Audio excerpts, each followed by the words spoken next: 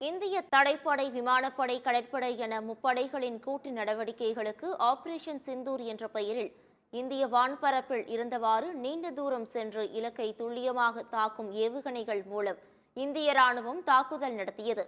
நீதி நிலைநாட்டப்பட்டுவிட்டது, ஜெய்ஹிந்த் என்று அறிவித்துள்ள இந்திய ராணுவம் இது வெறும் வெற்றிக்கான பயிற்சிதான் என்றும் பதிலடி தாக்குதலுக்கு தயார் எனவும் வீடியோ பதிவை வெளியிட்டுள்ளது.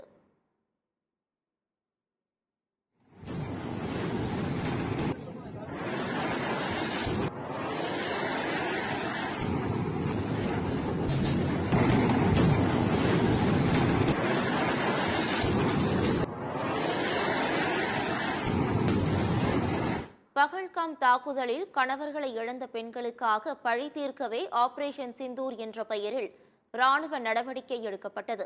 பெண்கள் நெற்றியில் வைக்கும் குங்குமத்தை குறிக்கவே ராணுவ நடவடிக்கைக்கு சிந்தூர் என்று பெயரிடப்பட்டது.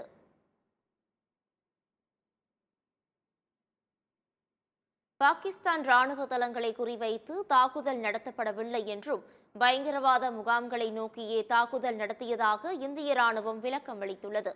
இந்திய ராணுவத்தின் துல்லிய தாக்குதலால் முசாபராபாத் நகர் இருளில் மூழ்கியது.